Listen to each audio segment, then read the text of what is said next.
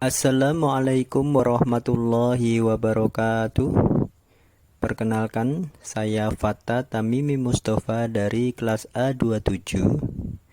Pada kesempatan kali ini, saya akan mempresentasikan tentang resume penarikan kesimpulan dalam mata kuliah Metodologi Penelitian PAI.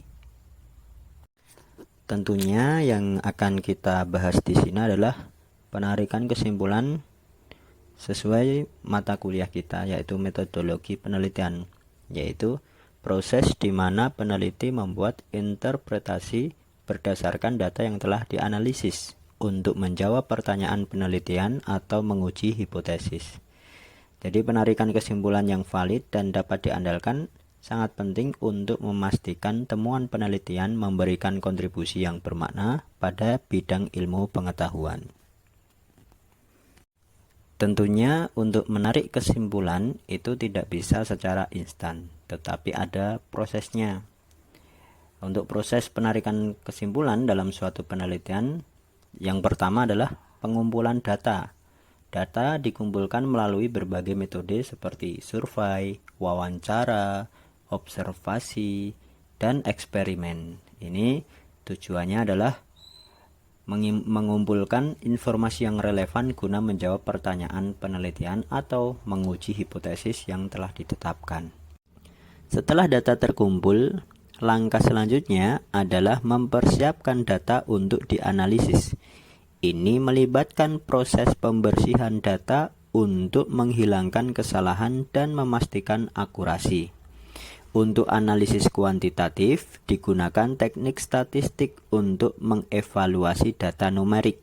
Sedangkan dalam analisis kualitatif, metode seperti analisis tematik atau naratif ditetapkan untuk menginterpretasi data non-numerik. Setelah data sudah dianalisis, tahap selanjutnya adalah interpretasi hasil.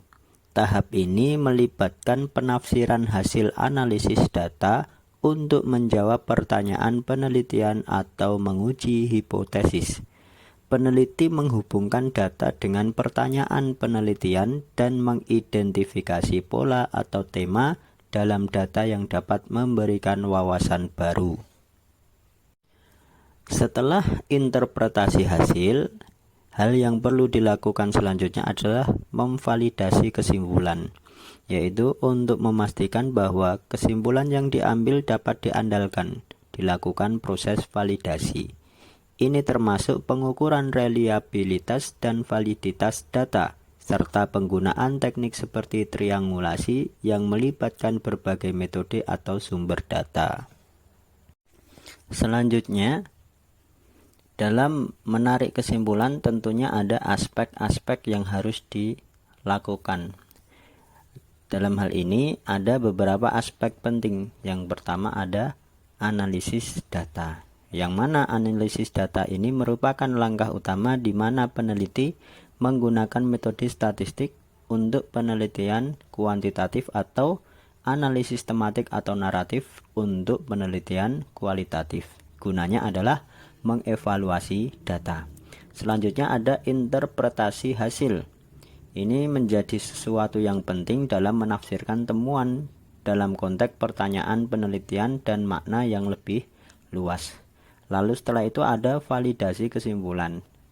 Validasi ini diperlukan untuk memastikan keandalan temuan dengan menggunakan teknik seperti triangulasi atau uji reliabilitas dan validitas.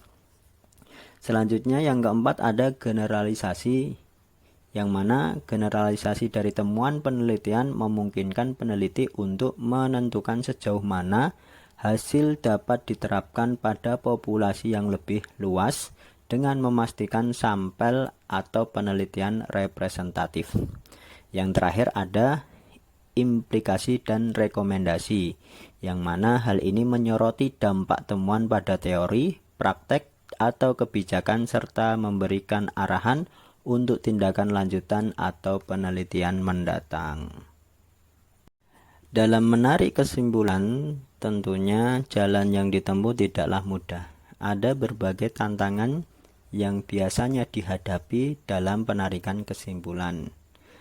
Seperti bias peneliti.